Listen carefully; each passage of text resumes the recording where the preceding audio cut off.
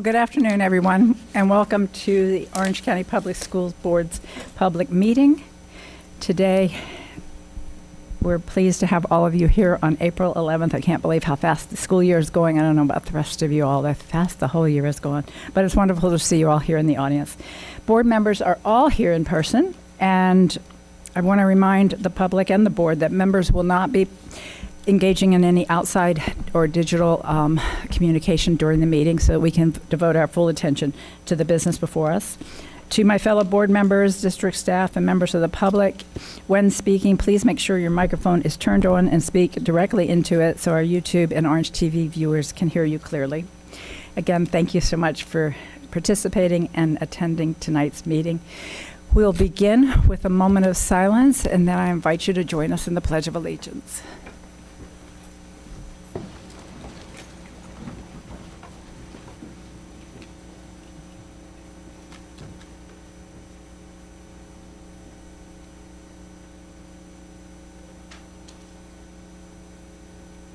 For the pledge.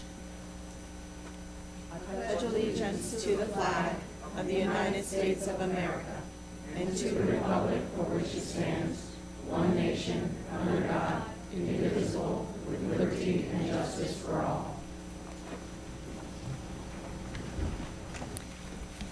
Before we discuss tonight's business, we have some recognitions that I'd like to acknowledge.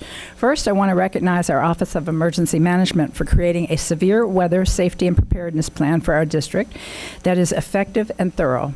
The OCPS Comprehensive Emergency Management Plan helped keep Orange County residents safe during Hurricane Ian and Tropical Storm Nicole last fall. We were able to help hundreds of our neighbors who sheltered at our schools. The National Oceanic and Atmospheric Administration and the National Weather Service selected OCPS as a storm-ready supporter after reviewing our emergency management plan. The Office of Emergency Management's processes and procedures include ways of communicating hazardous weather alerts to schools and administrative sites and conducting drills. They also provide protective actions such as moving staff, students, and visitors to a fully enclosed building or shelter during perilous weather. The Storm Ready Supporter Program is a partnership between these agencies and our emergency management team to help reduce severe weather-related risks. The program recognizes emergency management plans that meet Storm Ready Supporter guidelines and demonstrate outstanding preparedness for dangerous flooding and weather conditions. The Storm Weather Supporter designation is renewable every 5 years and is intended to reduce fatalities, injuries, and minimize property damage through communications between the federal agencies, emergency managers, and the public. Now I'd like to invite the National Weather Service's Warning Coordination I can say that word. I'll say it. Thank you. Will you say it? Will Urich, to tell us a little bit more about the program and how to pronounce meteorologist. You did it. Thank you. Thank you, Chair Jacobs, and to the rest of the school board. I appreciate your time. As the Warning Coordination Meteorologist of the National Weather Service office in Melbourne, I am responsible for planning and the execution of our agency's Severe Weather Awareness Program, which focuses on both educating the public and mitigating death, injury, and property damage caused by hazardous weather events across East Central Florida. That's where Storm Ready comes in.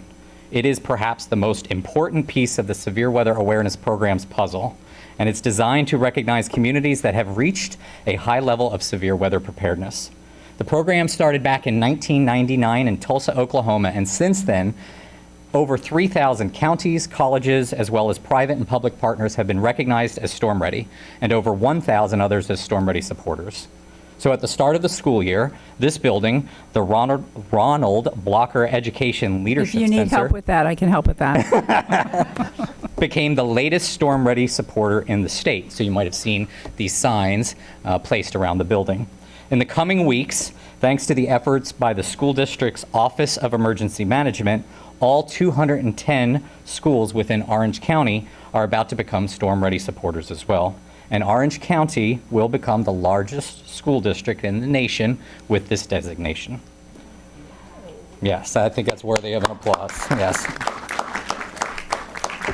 Your staff has worked tirelessly to meet the goals of the Storm Ready program, some of which include developing an emergency operations plan for all hazardous weathers, identifying multiple ways to receive and disseminate weather information and warnings, identifying shelter locations in each of the 210 schools within the district, providing each of those schools with all hazards NOAA weather radio, and participating in severe weather training, tornado drills, and weather preparedness weeks like Severe Weather Awareness Week in February and Hurricane Awareness Week in June. With that in mind, let's remember that even the best laid plans are often put through the ringer during an emergency. And our communities are no stranger to weather hazards, whether that be thunderstorms, tornadoes, floodings, hurricane, wildfire, or extreme temperatures. But the collaborative effort that your emergency management staff has been a part of the past couple of years will allow your district to better respond to the next severe weather event. But it shouldn't end here. Preparedness is everyone's responsibility. You too should consider your vulnerability and your risk to hazardous weather and develop a plan if you haven't already. We prepare because of the 1998 and 2007 Central Florida tornado outbreaks, which killed 63 people in the middle of the night. We prepare because of the 1998 Florida wildfire season, which burned over 500,000 acres of land over a 2-month period. We prepare because of Hurricane Ian, which dumped over 100 billion gallons of water on the county and flooded communities in ways that we never most thought possible. But remember, no community is storm-proof, but programs like Storm Ready and others can help save lives. I appreciate your time. Thank you. Thank you. Thank you so much. And Dr. Vasquez, I'm not sure, I know we ushered out a lot of our staff during the pre-agenda meeting so we would have room, but do we have any members of your emergency management team here? Because I would like we them to stand. absolutely do. They are sitting right there with smiling faces. Stand up so we can Come on. recognize you guys.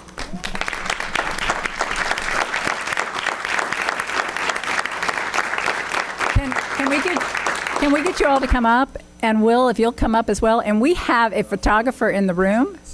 No, not yet. Not really. We don't really have a photographer. Oh, we have a photographer in the room, just not the one I was thinking of, but a great photographer.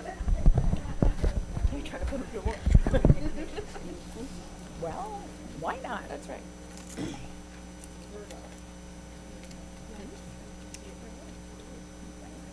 I think it's going to for this one.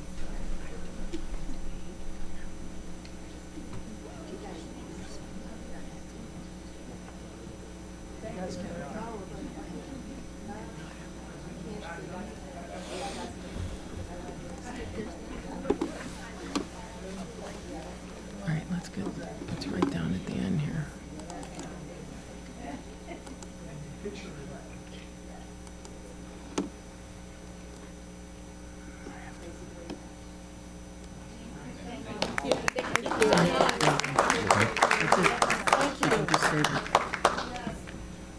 Just on a personal note, when I was mayor of Orange County, I was the emergency management officer countywide, and one of the things I always did during a time of storms was to go out and visit our shelters.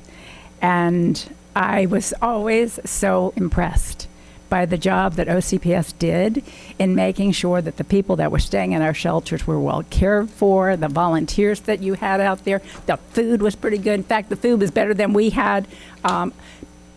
Then Sheriff Demings came to our emergency management facility where we would spend the night. And we gave him, I think it was Chef Boyardee out of a jar ravioli. Yeah, so people staying in our shelter were doing a lot better than we were. And he complained quite a bit about it, and I think he's upgraded that since I left, so good for him. But anyway, I got to see firsthand the impact that you were making on the lives of those people who came, and the pets that they brought with them, and just good stuff. Thank you. Okay. We also, in a minute, you're going to understand why some of us are up here dressed inappropriately. We are proclaiming April 23rd as National Volunteer Month in Orange County Public Schools.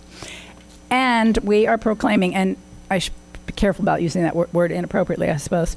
We are proclaiming April 26, 2023 as Denim Day in Orange County Public Schools. And to explain this attire, my good friend Louis Damiani is going to come forward. Louis served on the Board of County Commissioners with me, and he is now the Executive Director of the Victim Service Center of Central Florida, which, while he was working at the county, he and his boss designed, engineered, came up with, and created that. So it's wonderful to see you at the helm of something that wouldn't exist if it weren't for your leadership.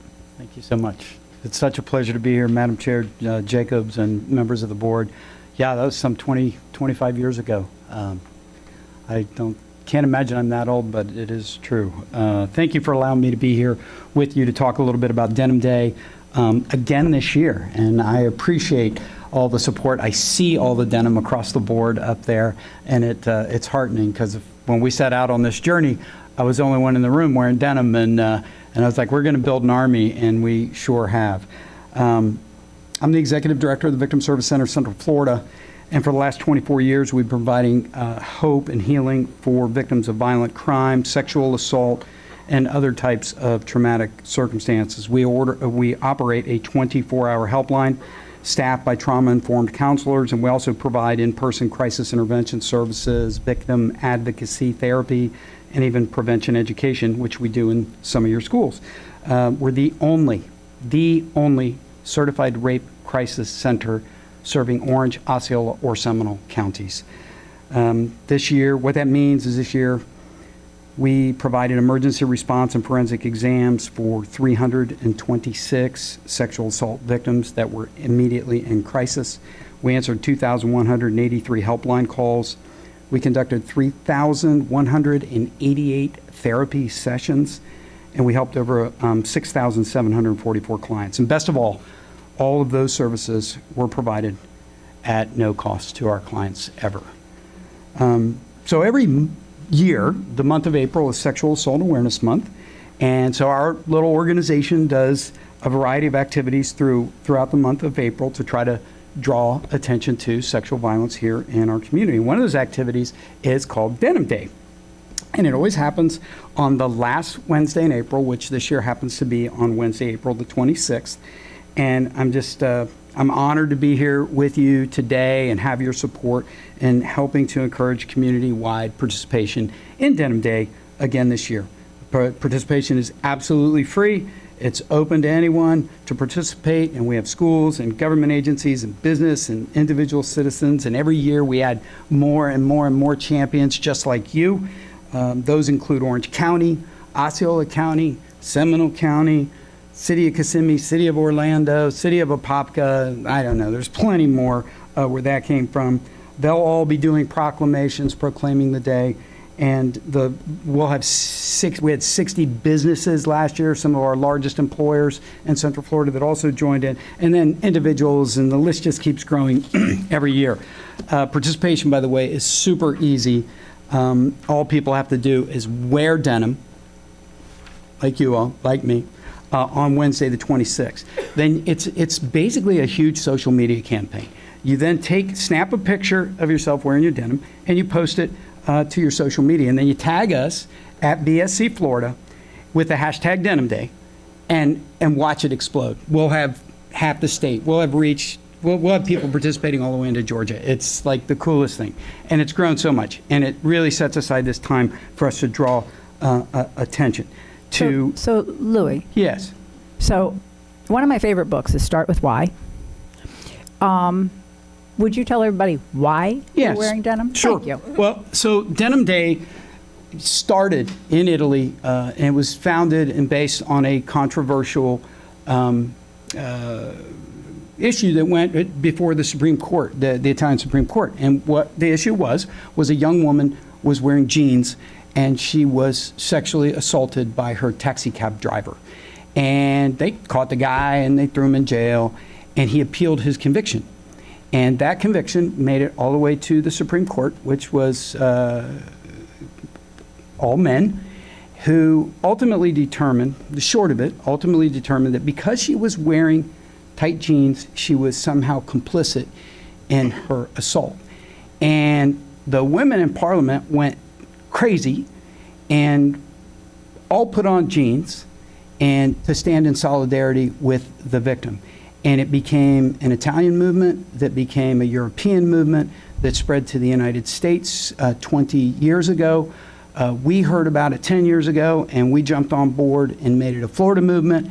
And on the 26th, you will see denim all across our community, and people standing in solidarity. And really, the key is not only wearing your denim, but generating a public conversation about what sexual violence is, normalizing the fact that we can actually talk about this and take a stand against it in our community. It's the only way that we're going to get it out of the shadows and into the public purview.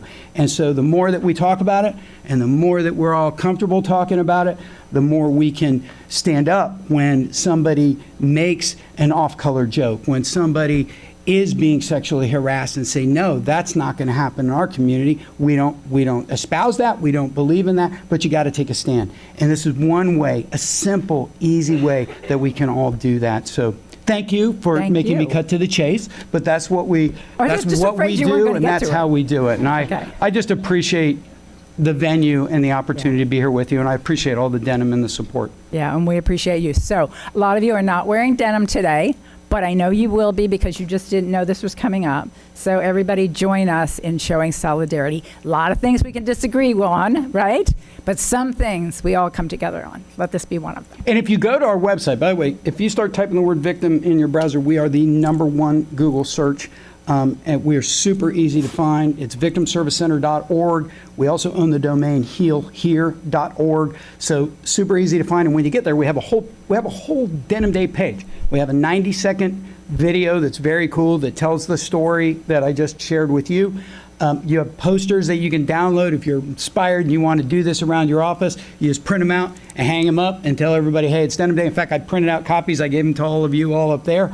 And we even have for those of you that work remotely, you can download a backdrop that you can put on your next Zoom call, and you'll look super cool because it says, Denim Day, Wednesday the 26th. So just lots of ways for you to just we're all going to go up front and get a picture. But Awesome. I want to recognize Member Ferrant for just a minute because she started celebrating early, because I think it was one day last week, and I saw you in a pair of jeans. And I said, she is, celebrating Denim Day. Awesome. So can we get a picture with board members? Oh, wait. Member Gould and then Member Byrd. Louis, you have been an amazing partner, and I know this is about raising awareness, but I want to get a little more deep into the impact that your organization has made. As the former CEO of Shepherd's Hope, you've been an amazing partner. In fact, we had a direct referral resource with your team that is still in place in West Orange County in a different way than we originally envisioned it, but it's still in place so that as people see the doctor, that might be their only place that they are not with their abuser. I was at Embrace Families last week and heard the statistic that just blew me away, that 1 in 5 children die at the hands of those who are supposed to care for them. I know that statistic would be higher in our community without you. So I just want to say thank you for the real action that goes behind those statistics. Well, I appreciate the partnership. I appreciate you joining us, believing in us, and being part of the solution. And that's what it takes. Every day we get more and more partners that want to be part of what we're doing and making a difference in our community. So thank you for that. And Member Byrd. Thank you, and thank you, Louis, for being here.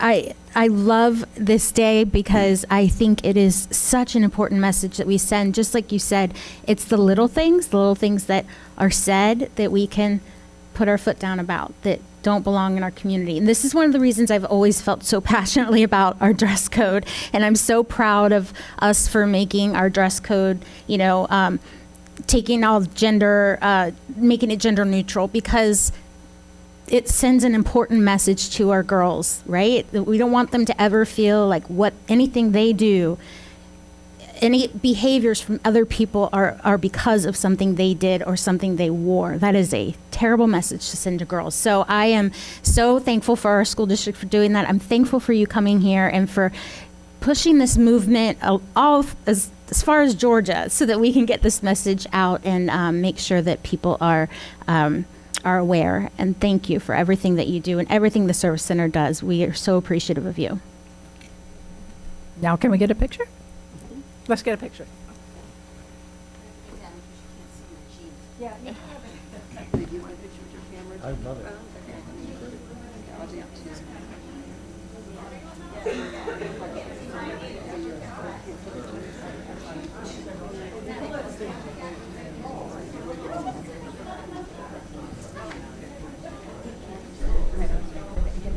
I haven't gotten to.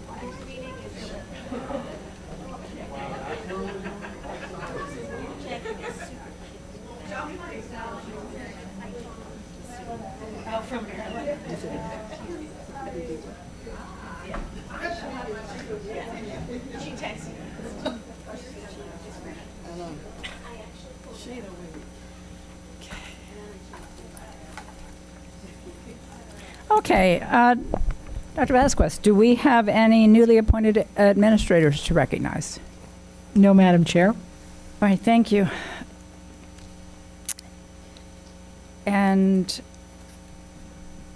I know you already announced it, but we do have changes to the agenda. Could you announce it for the public at this time? Yes, ma'am. Item 17.02, requesting the approval of the renewal of charter school UCP East Orange is being pulled and will be brought back to the board at a later date. Additionally, 2 personnel items involving employee with initials TM is being moved to non-consent. That'll be item 17.03. And personnel, employee initials EH is going to be moved to item 17.04. Thank you. The chair finds cause to amend the agenda as requested. I'll entertain a motion to amend the agenda as stated by the superintendent. Motion. So moved. Thank you. Motion by member Castor-Dental. Is there a second? Second by vice chair. All in favor, please say aye. Aye. Any opposed? Motion carries unanimously.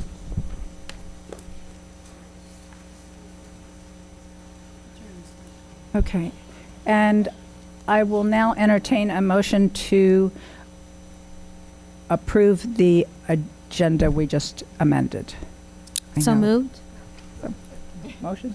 We have a motion. We have a second? Second. All in favor, please say aye. Aye. Opposed? Yeah, I know. We'll talk about it later, John. Okay. Okay? Thank you. No. Okay. Do we have members of the public that wish to speak? On nothing until we get to non-consent, Madam Chair. Okay. I just wanted to know because I hate to read a lengthy explanation about public comment period if it's not necessary. But in order to provide governmental transparency as well as a reasonable opportunity for the public to access and participate in decision-making process, there are various methods by which the public can provide input to the school board on an agenda item. Those include coming to speak at the school board meeting in person here, using the call-in option, and via email in advance of the meeting. These methods are all published on the district's website and in BoardDocs.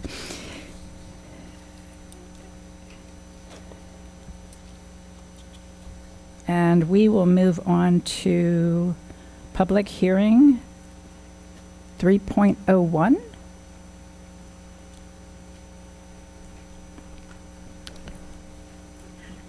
Man. Thank you, Madam Chair. This is the first of two public hearings we are having on giving the public an opportunity to speak to the adoption materials for our social studies resources. At this time, there will be another opportunity at the next board meeting. Thank you. Is there anyone in the audience to speak to this issue? Mr. Palmerin? No, Madam Chair. No? All right. Anybody on the phone? No, Madam Chair. Any discussion by board members? Quiet crowd. Then I'll entertain a motion. Madam Chair, Yes. may I? This Please. this is a weird statute where Yeah. this is just a public hearing, but you all are not actually voting to approve the list. So what we just need from you is consensus to move the list on to the next Okay. meeting, but we don't need to take a formal vote of approval. Okay, thank you. Do we have consensus to move this forward? Yes, we do. All right, the next public hearing. Dr. Vasquez. The next public hearing is on the revised board policy EBB, Accident Prevention and Safety Program. The board has previously heard from staff through work session on changes, and tonight is an opportunity for the public to speak to this policy. Mr. Palmerini, any speakers? No, Madam Chair, we have no And speakers. no callers? No callers. Any board comments? Consensus? No, you Or have you to wanna move vote to on this approve one? this one, yes. Okay. Is there a motion to approve? Motion by Member Farran, is there a second? I second. Second by Member Salamanca, and all in favor, please say aye. Aye. Opposed? Motion carries unanimously. We are on public hearing 3.03, and Dr. Vasquez, you're recognized. Thank you, Madam Chair. We are requesting approval of the revised board policy IA, the student progression plan. Previously, the board has heard from staff on proposed changes. This is an opportunity for the public to speak to the revisions to this policy. Any members of the public? Mr. Palmerini? No members here and no callers. Thank you, sir. Any board comments? All right. Then I will entertain a motion. Motion by Member Gould to approve. Is there a second? Second by our Vice Chair. All in favor, please say aye. Aye.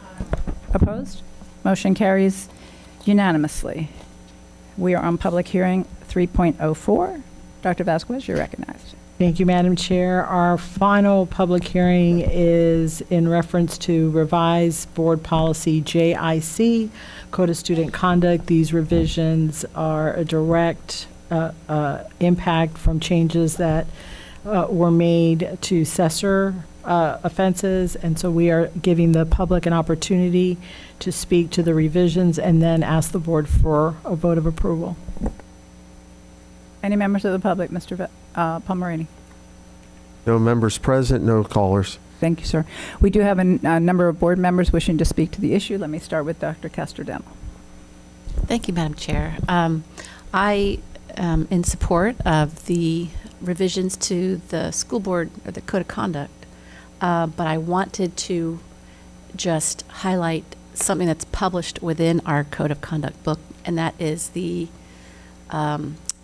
directory information that I hope that we can get back to with policy JRA and revise that. That's so that we can minimize the amount of information that we have on our students. Thank you. Thank you, Member Castor-Demo. Member Gould. Just for clarity, because this is not typically the time of year that we revise code of conduct, could we ask the superintendent or Mr. Palmerini to explain why we're bringing this forward at this time? Member Gould, we had a Florida Administrative Code rule that changed and went into effect on, I believe it was January 17th, 2023.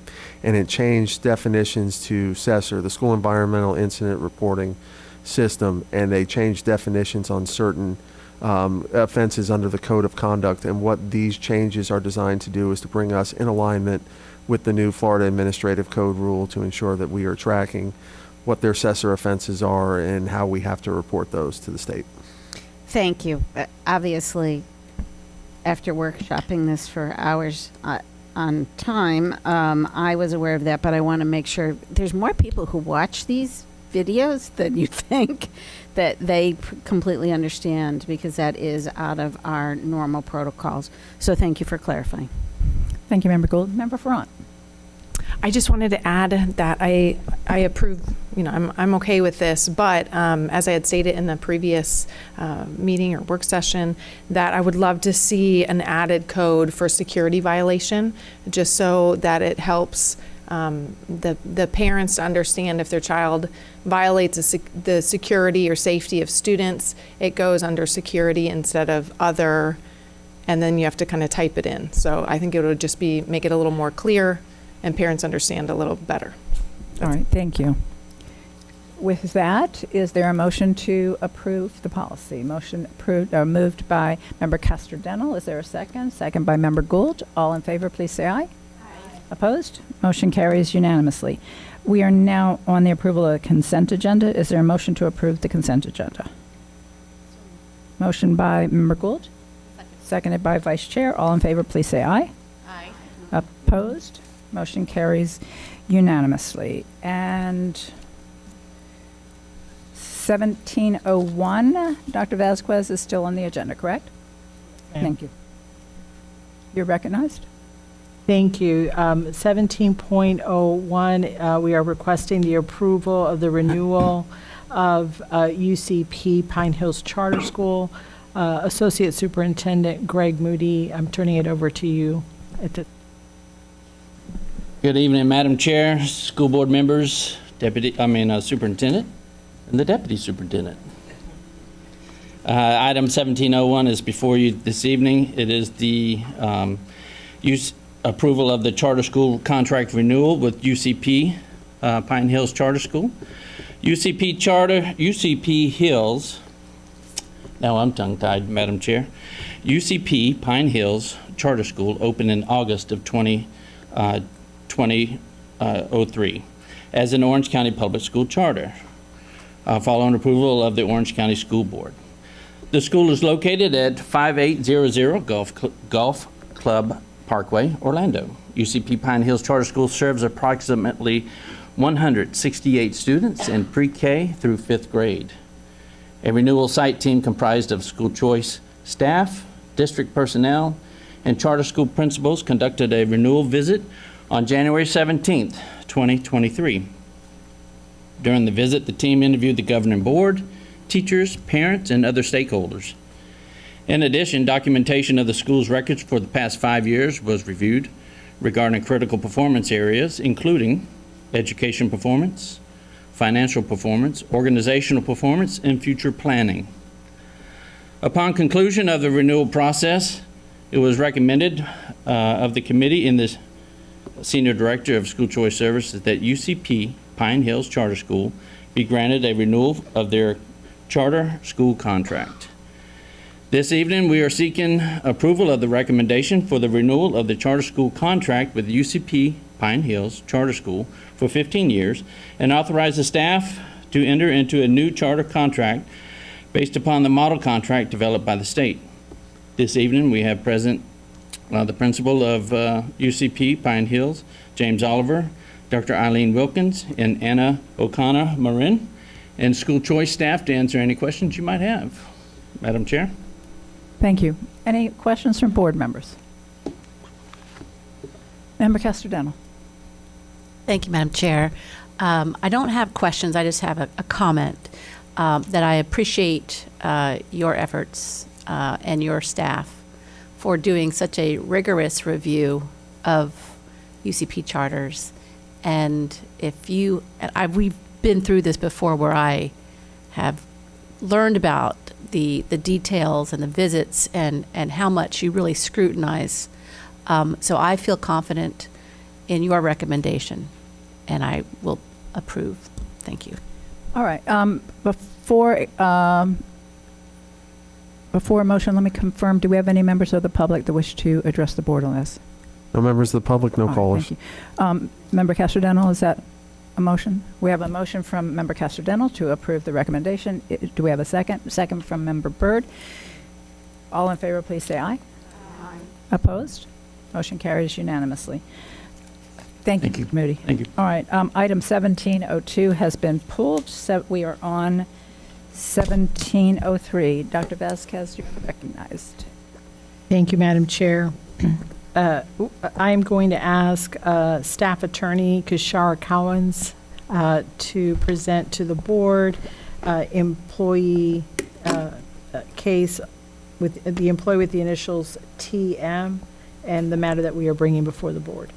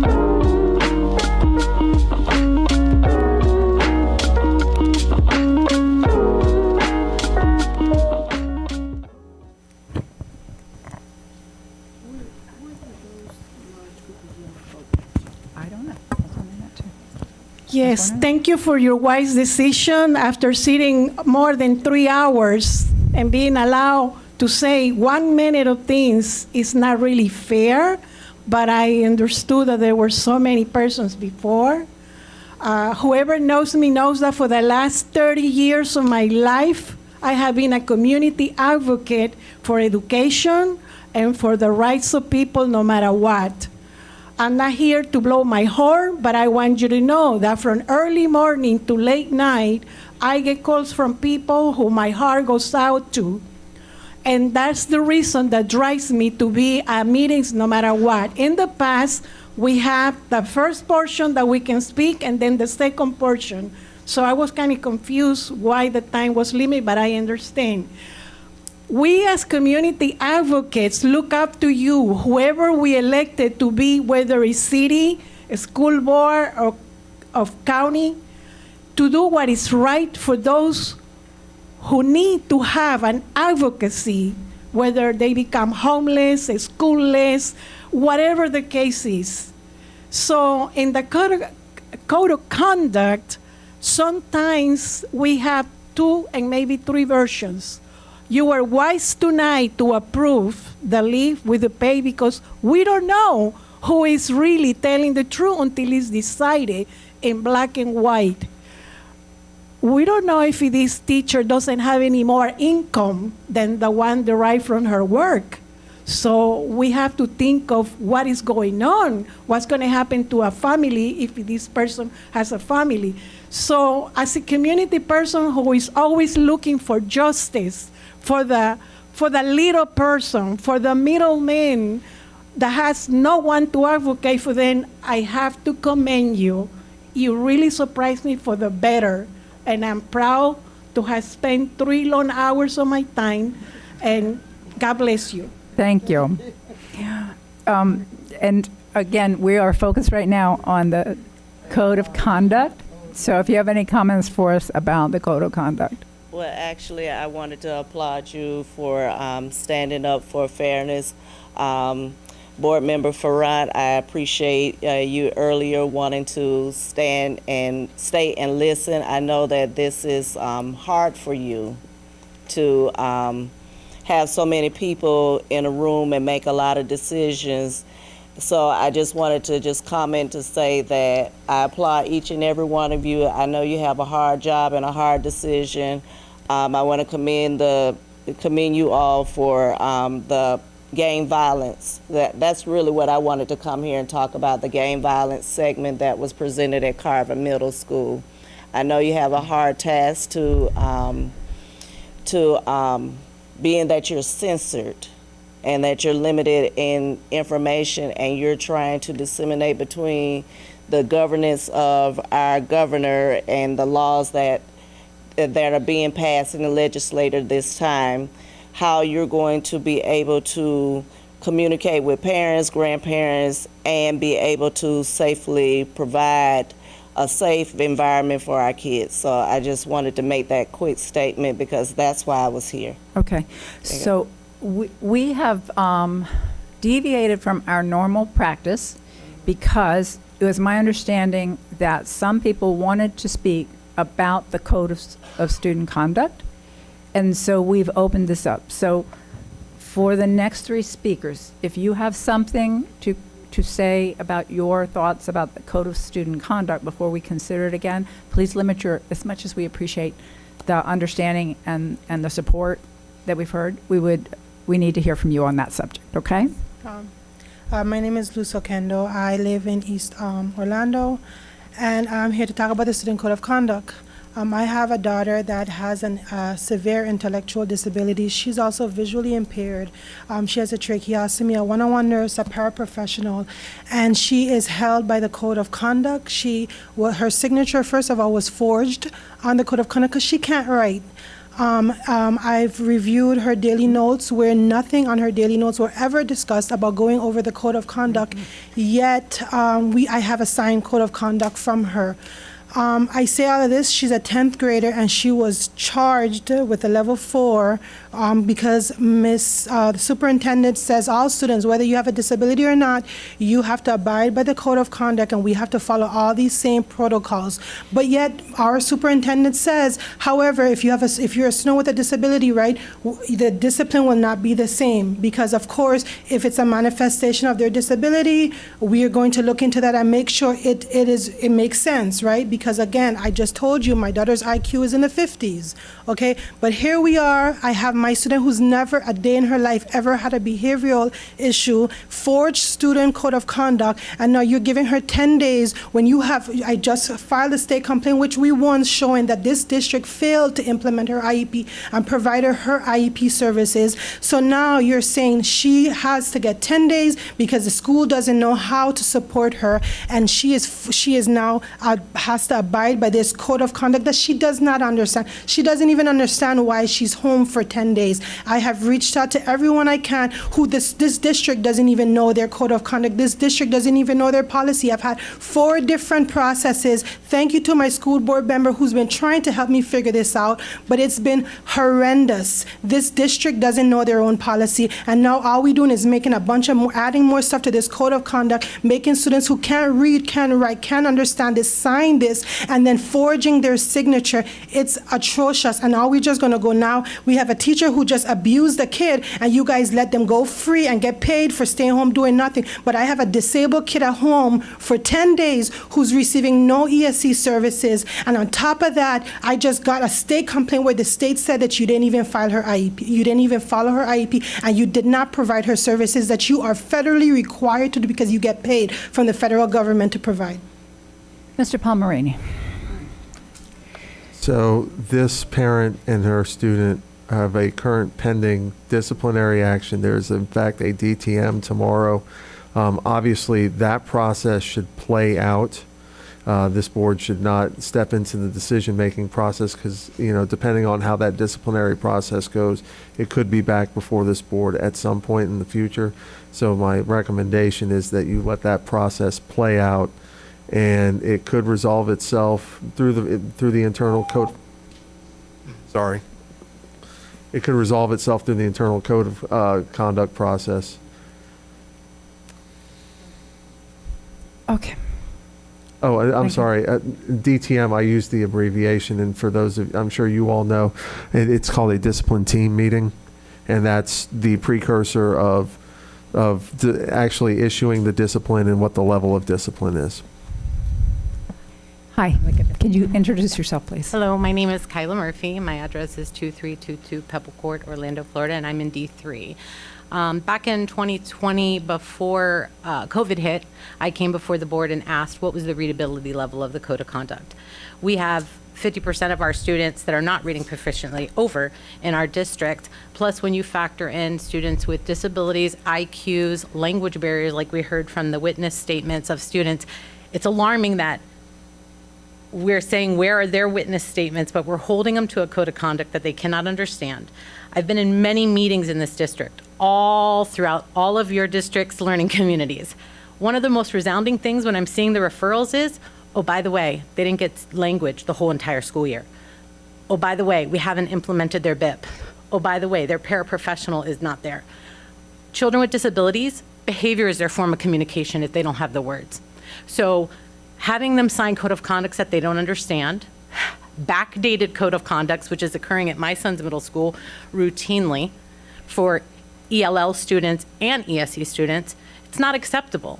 So again, I want to know, how is this facilitated, and how are students with disabilities who cannot understand a document that's being presented to them, who cannot read, who cannot write, who have a below average IQ, how is this process work in their favor? The website on our school district is outdated. It gives a different process for students with IEPs. We've reached out to the district, multitude of different answers. Nobody could explain what the DTM is, or the IEP discipline meeting, or the manifestation determination hearing, or the handbook, ESE handbook that's referenced on the website. It was a big hold on. We'll call you back. We'll call you back. Someone will get back to you. Someone's going to call you today. Never happened. That's embarrassing. And again, we're making revisions without any questions of what is the readability level of the document. Working in an area of, as a healthcare provider, where we get consent for procedures to done, that is something that we absolutely have to have. Before I touch you or do a procedure or have you give me consent, informed consent, you must be aware of what's going on. And if you're not, your parent or someone else comes in to step in to say, I am responsible, or that this child has some level of understanding. Thank you. Member, Vice Chair, did you want to be recognized now or when they are finished? Okay, thank you. Hi there. It is short. It's not too long. It's about 4 paragraphs, and I have been contacted in the last few weeks by various parents online. I help manage a few parent groups, and there has been an increase in ESE parents about the code of conduct, and it seems to be without first using the behaviour intervention plans, which are there to actually ironically help the behaviour of the staff to redirect and to try and build up skills of self-regulation instead of having these issues at all where then safety comes into play.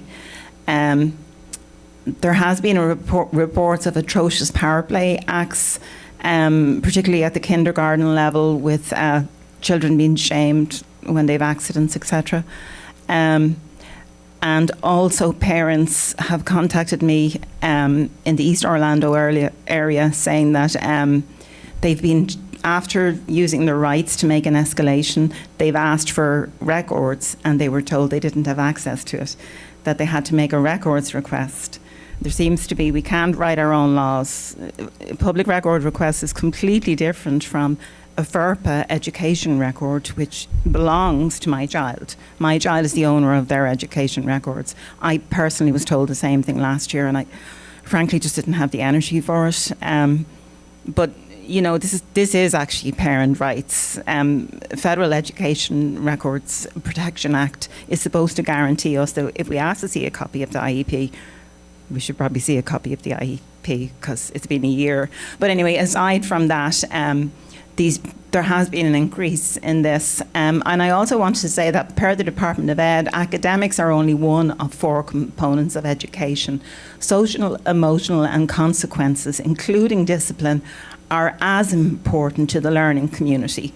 So on the one hand, while earlier on there was a big focus about back to basics, blah, blah, blah, in actual fact, here we are proving that the non-academic things, the things that you're going to need in life to get through, the coping strategies, the things that you're going to stop the school to prison pipeline are key. They're absolutely essential, and including actually a sense of belonging for all children. And the other thing I want to mention, and this is very worrying, is that there was a new statute the week after I was in Tallahassee about if there's any allegation of a security or weapon threat, that, and it was voted apparently unanimously to accept this, but the issue, I don't have an issue with having any kind of form of safety. I wish we spent more time discussing safety, frankly. The issue I have with it, it only requires an allegation. It only requires that they're brought up on charges, and we're supposed to live in a democracy. Oh, did I go past? I didn't realise, sorry. May I make a suggestion, though? You've brought a lot of concerns, but we can't address any of them without somebody reaching out directly. So if you or these families you're referring to have not, they need to be speaking with the teacher, if they're not getting satisfied, the principal. And we have a wonderful director of ESE, so... They have, and there tends to be a reaction, and it is a trend, and that's the only reason I say it in the context here. But thank you. Thank you. Welcome. Code of Student Conduct. Thank you. Thank you for the opportunity to speak. I have been in Orange County Public Schools continuously for over 21 years. I have read year after year of student code of conduct, and gone over them with my children. I'm an advocate for public education, and I have a deep appreciation for the service. And I understand that generally in the code of conduct, there's some introductory language that is meant to motivate and inspire the students to, have appropriate behaviors, followed by then, of course, all of the rules and the consequences if they don't comply. What I have not seen and what very recently seems to be important is included for the students and their families to have some transparency about conduct of faculty, administration, and the board. And I think that would be helpful to inspire and motivate the students and to get cooperation from their families on their conduct, to have some transparency about the expectations of the people that are supposedly leading and supporting them.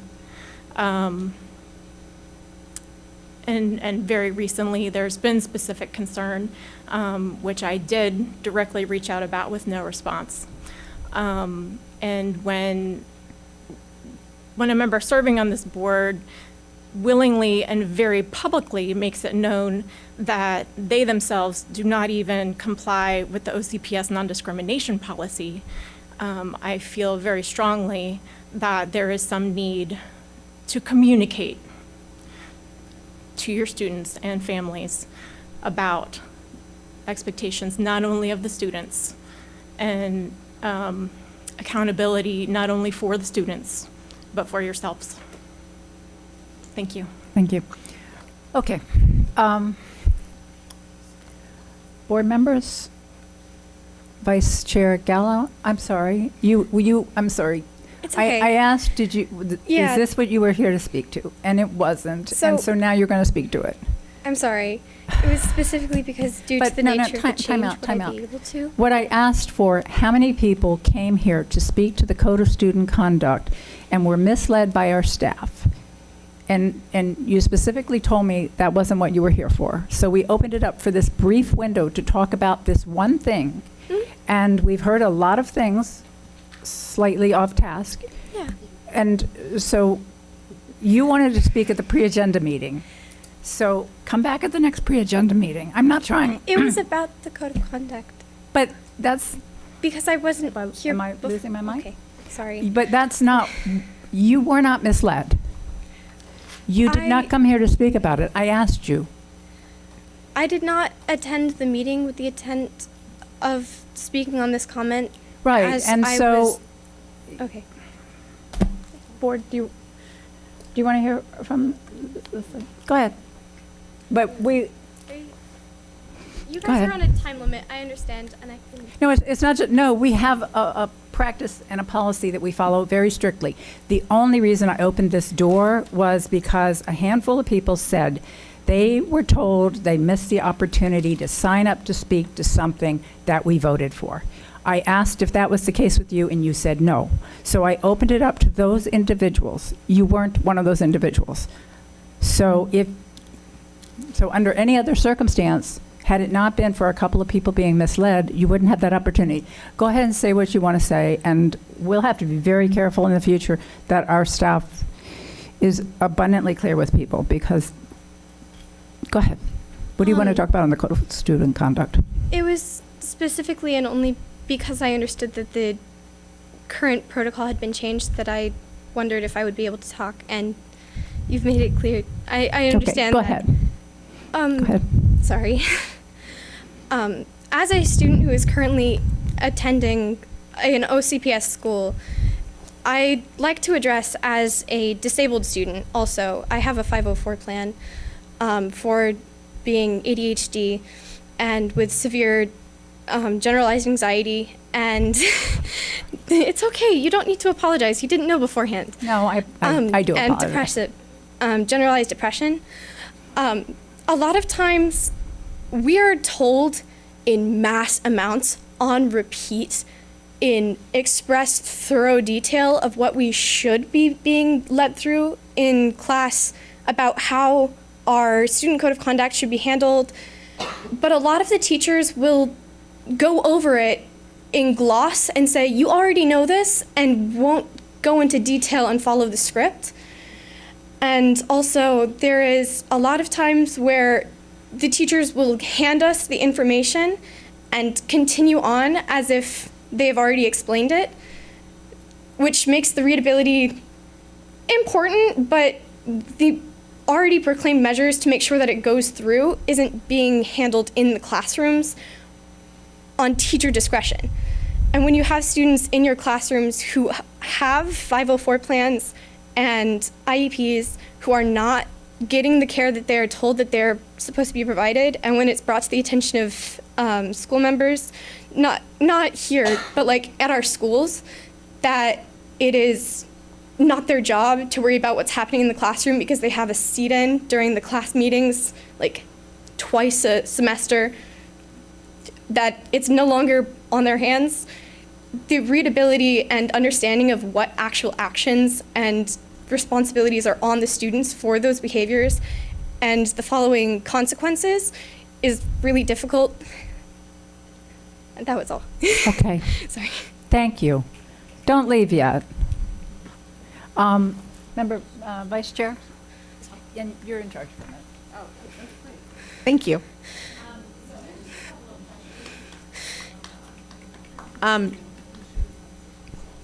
Just a couple of questions. So the code of conduct we have to approve tonight. My concern is, and I just want to go on record, is that there were several people that I believe that were here to speak to the code of conduct and that left that were unable to, that we have not been able to hear from. And that concerns me because the public came to speak to us. But so we have to approve this tonight, correct? Okay. Do we have the plan in place? I think several things were mentioned about maybe some shortfalls in our code of conduct, and with the reconfiguration of the code of conduct, it's imperative that students and teachers understand, because as Member Gold pointed out, this isn't our normal go around with the student code of conduct, that we have a plan in place on how we're going to disseminate that information to the parents, to the students, to the teachers, and then how do we address ESE students when it comes to the student code of conduct?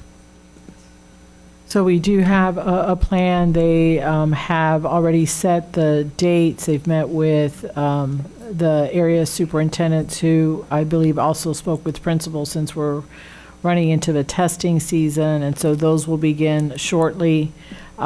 We have videos and Canvas course that will be revised so that the students have access to it, and they currently do have access to the videos in the Canvas course, and certainly we can adjust that, but we moved to videos in the Canvas course because some of the comments that you heard tonight, the teachers were not all teachers may have gone into the needed depth, and so the courts and the videos do that. I'm going to defer to staff to speak specifically about students with disabilities, the specifics of students who are intellectually disabled or who may not be able to understand the code of conduct. How are we, I don't want to misspeak to the board with that information. Demiki, do you want to come up? Or?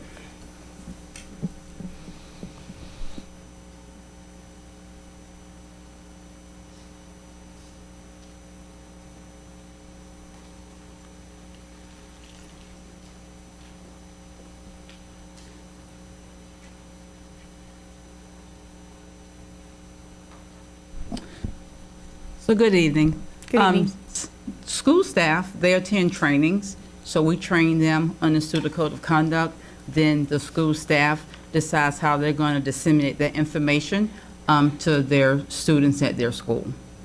Just like Dr. Vasquez indicated, we have the videos that they can use.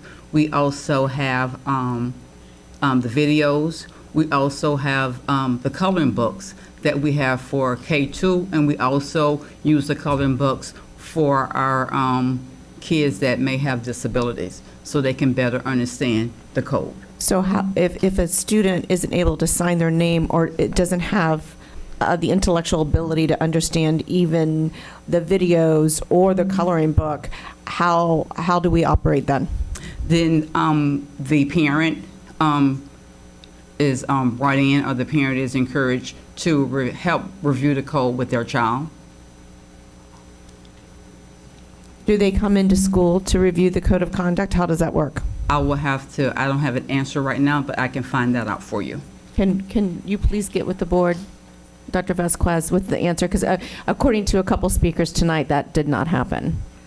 Well, the code is distributed, it's available online, parent, and we share that information. How we verify that the parent has reviewed it with the child is something that we'll get back to the board. But that code of conduct is available for, and we have several parents that sit down with their child, go over it so that they have an understanding of the do's and don'ts. And we certainly, every year, we take the feedback that we receive. The coloring books was one of the ideas that was shared previously that we put into play so that there would be a better understanding. We'll continue to do that. And we will get back with the board with more specifics if the parents are brought in or how we communicate to them to review it with their child. Thank you. So is it my understanding that the code of student conduct does not have to be signed by the teacher or by the student or the parent? Do we require a signature? Or if we don't have a signature on file, what's our process as to getting one? So when the code of student conduct is reviewed at your school, there are some students, some parents that opt not to sign, but they are still held responsible for the code. Okay, thank you. Thank you. Thank you so much. You're welcome. Vice Chair, help me out. Is up next, Member Byrd, you're recognized. Well, that last answer just kind of changed my mind a little bit about what I was going to say, but I was just wondering if we could formalize, and I think you just said this, Superintendent, a way to allow parents, some of our parents of our ESC children to review it and have the parents be the ones that would sign it and not the student. Is that what we do, or is that what? That is done at some schools. I'm not sure how many, but I can find that out. And if that's the direction you would like us to take, we can work with our ESC department to put something in place. Well, I'm just thinking from the teacher's perspective. The teachers if a teacher has a full class of kids, and if they're really struggling to get a lot of things done at the beginning of the year, and if a student is having a hard time understanding it or needs extra help, why not have the parent be the one who sits down and explains it, or and have the parent sign it saying, I explained this to my child, they understand as best they can, and I take responsibility, as one of the parents said. So thank you. You got some positive feedback from the audience, by the way, on that suggestion. Member Kester-Dennell. Thank you, Madam Chair. I know that the code is often reviewed or gone over with classes in the beginning of the school year, and then teachers are responsible for reviewing it. Is it every 9 weeks? Every 9 weeks. Yes. And I'm not sure that happens. Even if, because I was a teacher, I didn't always do it. I didn't have time. So I honestly, there was just no time carved out. There's time in the beginning of the year, but with all the other demands and lessons and minutes that we have to devote to everything else, it was an easy thing to just kind of gloss over. But if there's a way to carve out and set aside time that everyone agrees to, that this is going to be time set aside to review the code, that might be more helpful. Thank you. So in our code, there at the beginning of the year, we set aside there's 4 dates that you have to, the time frame to review the code. You also have to send in to school documentation that you reviewed the code at that particular time.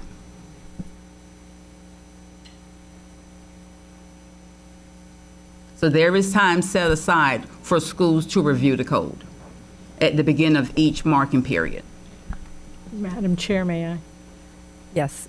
So would you Superintendent, you're clarify recognized. when they submit that they have reviewed it, who is asserting that they have reviewed it? Is it the school, the teacher? Is it the Canvas course that produces It is a it's the school.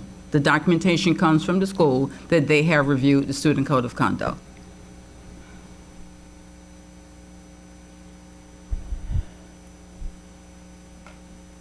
Anything else, Member Castellano? Or Member Byrd? Okay. Member Salamanca?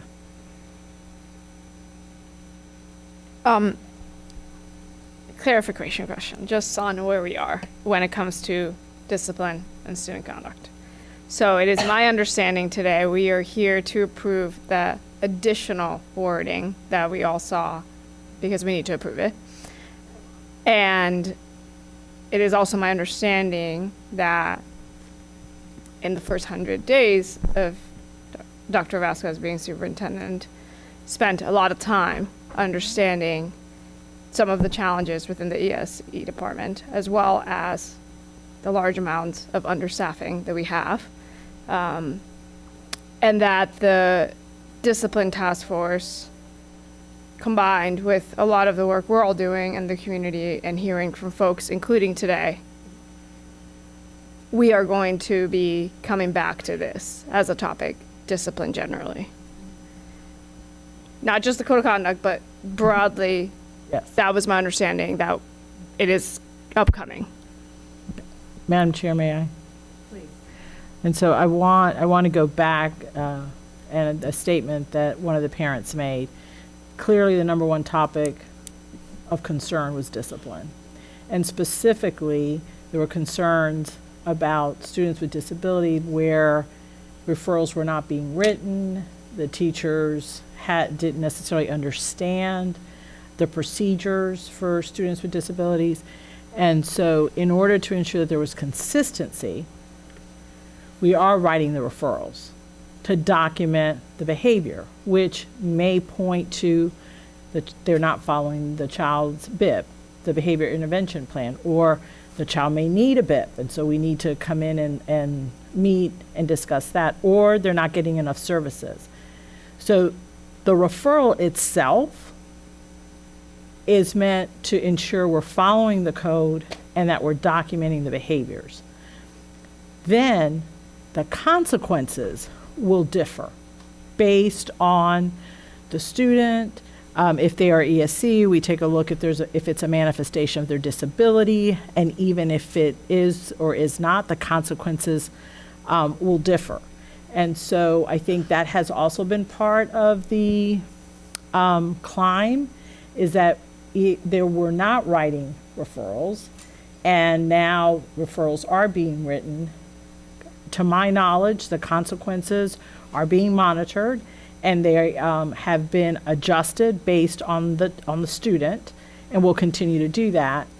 But that's what was done to address the concerns we heard over and over again from parents, from teachers, from principals and administrators about the lack of consistency we had in enforcing the code of conduct.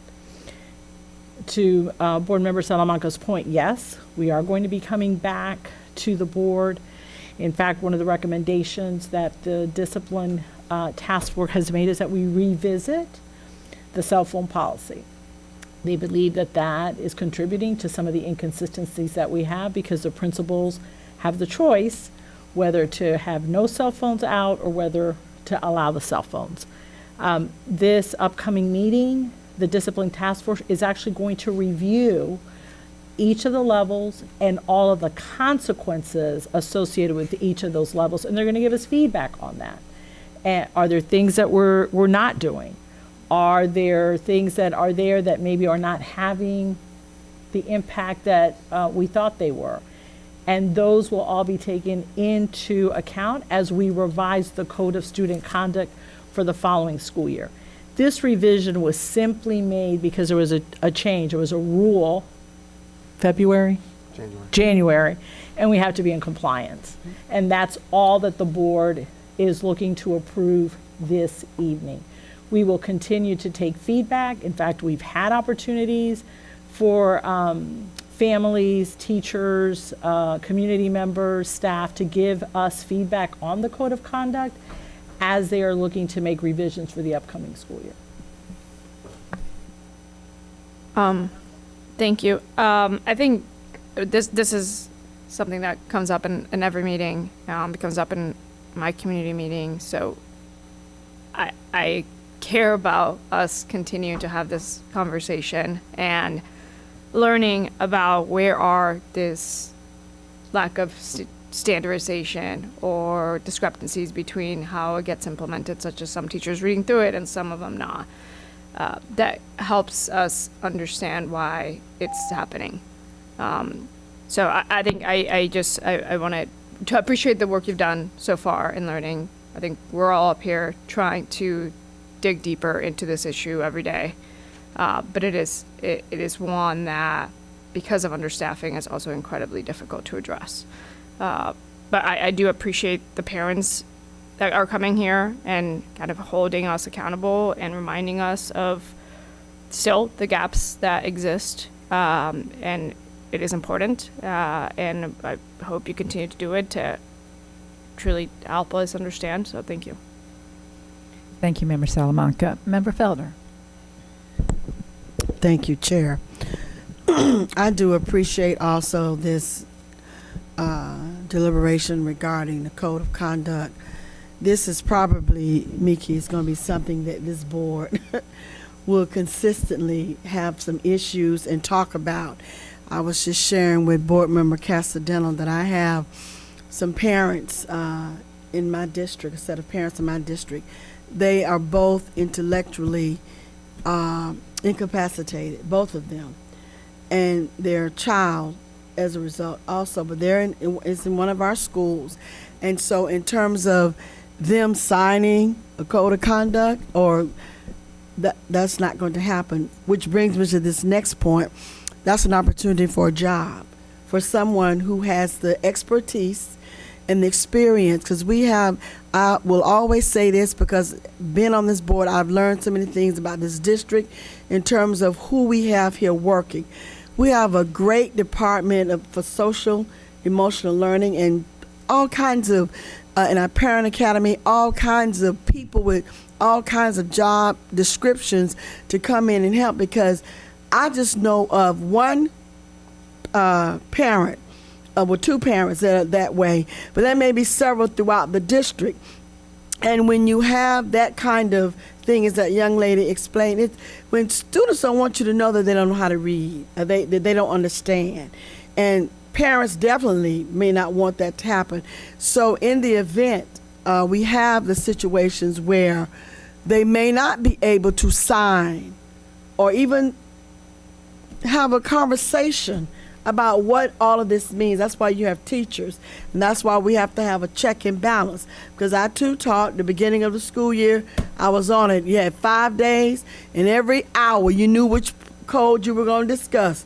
Second 9 weeks, well, you talked about it a little bit. Third 9 weeks, Fourth 9 weeks, And maybe just me, maybe some teachers did it. But I was too busy trying to make sure I need to get this done, my CRMs were completed, and I was doing what I needed to do so I can prepare them for graduation or what have you. So I'm saying it is hard. Education is not easy. So we may have to do a type of check and balance, so to speak, without being micromanaging. But we can see from the little small conversations we've had from parents and students that we need to deal with this code of conduct and how it has been disseminated.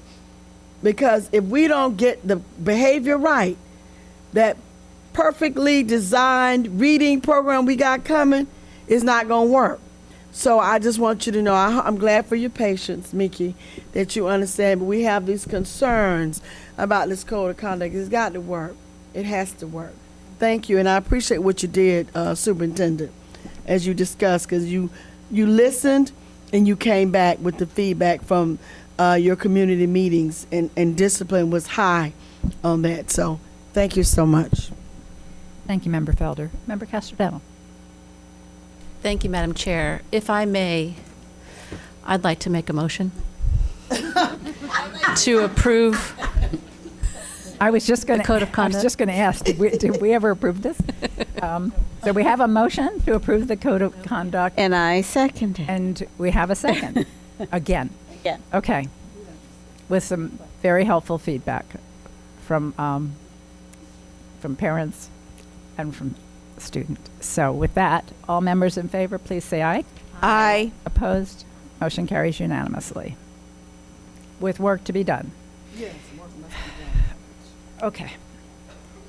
Dr. Vasquez, believe we're on 1704. Yes, Madam Chair, you are. I have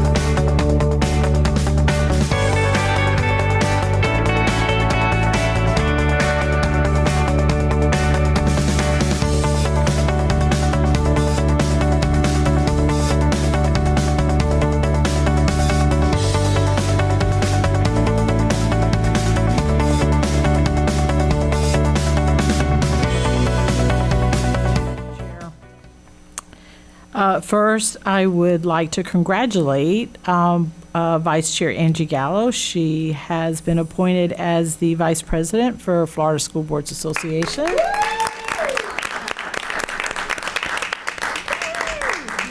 We are so excited to have you in that role and know that great things will be coming forth. I wanted, and I'll pass these out to the board, wanted to let everyone know that we have published on our website, and hard to believe that we can summarize my 100 days in a little card like this, that really outlines the findings, our next steps, and what you can expect as a result of all of the information that we gathered during the first 100 days. And then I do want to send heartfelt prayers to the families of the 2 students that we lost Sunday. I continue to be appalled at the amount of violence that is in our community and that our innocent children are victims of. These 2 children had bright, bright futures. And in a time, and today is a great example, where we are so divided, it is my hope that we can be united in finding a way to stop this senseless violence so that we have children that grow into adults that are giving back to our community. We are burying too many of our children. Thank you. Thank you. Superintendent. Member Ferrand? I just wanted to say a couple things. First, I wanted to say thank you to everyone who came to speak. I don't know if the live feed is back on, but when I see students coming to speak, even the students that are here who have sat so patiently for hours, I'm proud of everybody that comes, whether we align or we don't align. I'm proud of you for coming here. And every student that came here to speak this morning, well, it feels like this morning, holy cow, whenever we came at 4 o'clock, it takes courage to come and speak and share what you believe. I wrote a few notes down so I wouldn't get off track, but I do believe that no matter what your beliefs are, no one should be calling names. Whether you're on one side of the political spectrum or the other, the name calling needs to stop. So if you're on Team Ferrand, no name calling. And if you're on any other side, no name calling. We're here to unite. The kids are our number one goal. Many see me as hateful because I don't hold the same beliefs. But I'm not here to sway people's beliefs. That is for each family to teach and guide. I'm here to ensure each school is maintaining the highest standard that is acceptable at a school setting. I want our schools to focus on things that unite us as Americans. High academics, character development like honesty, integrity, courage, the safety and security of all of our kids. These are ways we can unite. And though we may differ on many subjects, we all care about all students. And we have to look at us as Americans, as one. Every student matters, and let's focus on that. And so I thank everyone who stayed here forever and ever, including our staff who has missed dinner with your family. Thank you for being here. We appreciate you. Thank you, Member Ferrand. Member Felder. Yes, and I'll be closing. Not exactly, because we haven't had. I'm sorry. We haven't had our last report. I'm sorry. Silly of me. Sorry. I want to thank Superintendent for making mention of the children. Those are children that are from District 5. And I want to solicit your prayers, not only just for District 5, because we seem to have been having a series of deaths in the Pine Hills and Carver Shores area. As a matter of fact, I was in Carver Shores when that happened on Easter Sunday. But on tomorrow, we're going to have a prayer vigil. I remember that Mr. Scott Howard with the faith-based community, the first day of pre-planning for the school year of 22-23, we met at ACE. So we'll be meeting at Pine Hills Elementary tomorrow at 4:30. But we do solicit your prayers and know that it looks like it's rough. But I believe there is really going to be a silver lining in this cloud. I refuse to accept that nothing can change for the better. It can and it will. I believe in this district. I believe in the programs that we have. I believe in the students. And my God, the teachers and staff and parents who support this district. So I just wanted to say that we do offer condolences to the families. And I thank you, Superintendent, for mentioning that. And I know how much it saddens you. And I wanted to say that continue to pray and support us. Thank you so much. Thank you. Member Gould? Yeah, thank you. Mr. Pomerini, do we have a report? Well, if he says that, it'll be quick, won't it? Mr. Pomerini, But of course I do. Sorry. Just wanted to give an update publicly on the situation we have with the property in Eatonville. You all know this, but for the members of the public, a couple developments since we've last met on March the 24th, and I'll do this chronologically. We had a lawsuit filed by the Association to Preserve the Eatonville Community in order to, a couple things, couple counts. One was to stop the sale based upon whether or not we had declared the property surplus, but as you will see, that claim is moot.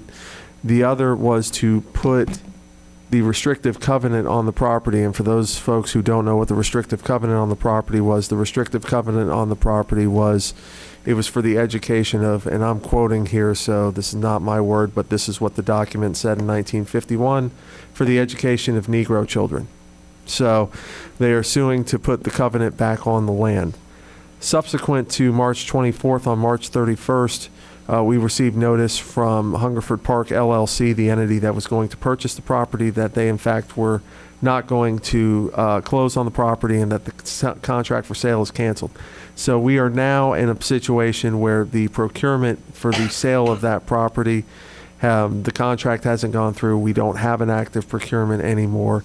We are going to have to bring this back to you all at some point in the future to determine what we are going to do with the property. We will continue to defend against the lawsuit. Quite frankly, we think one of the claims about the declaration of surplus is moot because we're not selling the property. With respect to the other claim, we have some defenses there that we'll outline once we get served with the lawsuit. For your all information, we have not been served with the lawsuit yet. So that's the brief update, and I wanted to just address one other thing that's been in the news, and with respect to giving the property away. As I've opined to all of you, looking at the relevant Florida statute, I do not believe that the statute, which requires us to act only in the best interest of the public, allows us to give the property away. As a matter of fact, in looking at the rules, there used to be provisions in the State Board of Education rules that allow us to transfer property to another government entity or trade property with any other government or private entity. Those provisions have since been removed from the administrative code. So now what the administrative code talks about is when we put it out for bid, any proceeds we get have to go back into capital improvement. So we're going to go through all of those options at some point in the future. But for right now, the sale of the property is off.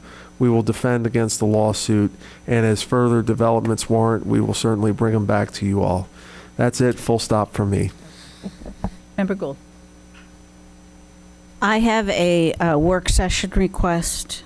I would like to review how our communication processes work for public notifications, especially in terms of, we heard in terms of the Code of Student Conduct.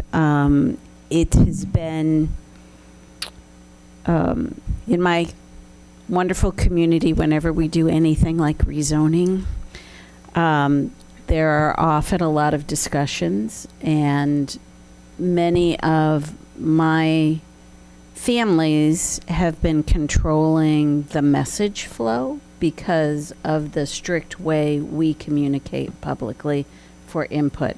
So even though we have mechanisms when we just post in the paper and things like that, paper which has declining readership, or passively post in a building, that is not how people digest information and hear it.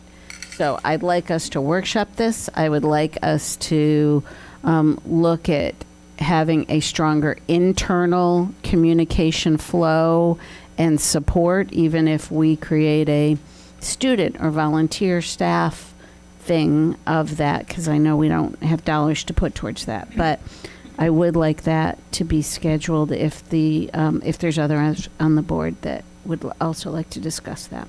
Board members' input. Member Salamanca? Yes, me too. As rezoning is heading my way for like the next 4 years of my life, I very much like to be proactive about communication strategy. And I just went through 2, and yeah, it was harsh. Okay. Any? Member Byrd? Okay. Member Felder, do you agree? No, I'm good. Yeah. Okay. Good. That was a no. Yeah. Member Castellano? Okay. Member Salamanca? Okay. I'll make it super quick. One thing I would love to chat, I don't know if this is a policy, is public input, forum, structure, how people are getting signed up. It keeps happening. It's not clear.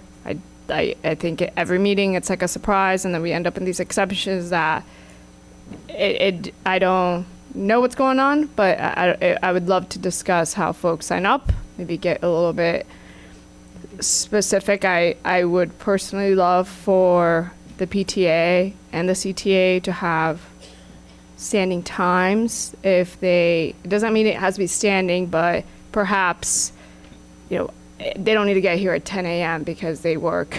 But if, many times I never get to hear from the CTA or the PTA perspective, because if they weren't in line at 2 p.m. or 10 a.m., we just miss out on that. And so just generally, that's the general topic. Thank you, Madam Chair. I agree with Member Salamanca. I think I think we should workshop, but I'd love to even see a student talk. Have a student, the student leader, come and talk as well at the top of the meeting. It could be at the top. They could choose to speak, choose not to speak. But I think it's important that we hear those voices. I would like to. I know we've talked about adding the sign up online. There's got to be a better system than what we're using. As we saw tonight, it kind of got really hectic. Some people felt like they couldn't speak, and it was confusing. So anything we could do to streamline that process, because I think it's important to everybody up on this board that we hear from the public on both sides. We're here to listen to what y'all have to say, and we need to make sure that happens. I also talked to John and Amy about doing, I think maybe during the next planning meeting that we have with the superintendent, really talking about those norms and protocols. And maybe that's something where we could, maybe that's a place for it. Maybe it's a place outside of it in policy. But I think we need to sit down as a board and talk about norms and protocols, like how should we do certain things, the setup of certain things, so that we all know what to expect. We do have some new board members, and it's occurred to me that we don't know what we don't know. So just to kind of go over those processes. And when I talk about norms and protocols, for example, we all get copied on emails. We get blind copied on emails. We get CC'd on emails. If I'm CC'd or blind copied, I don't ever reply unless I have a question to the person.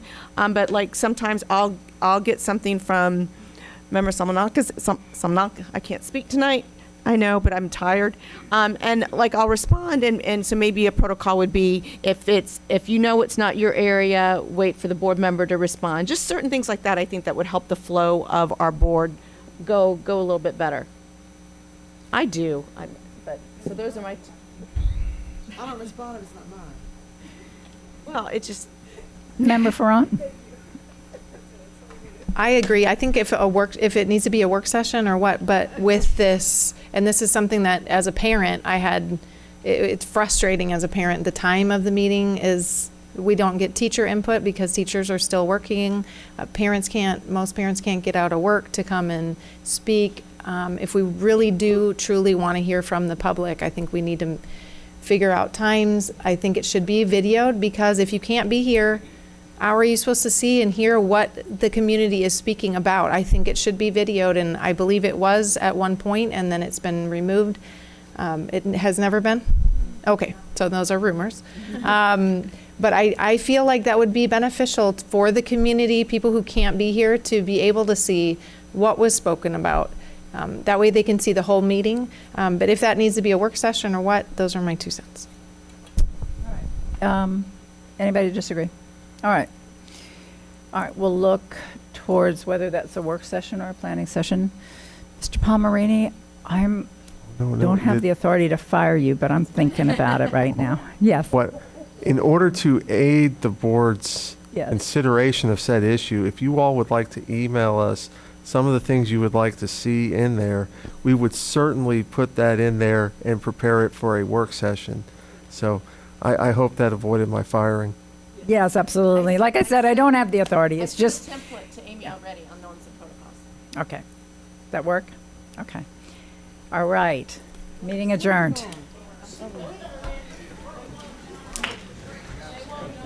Whoa, you know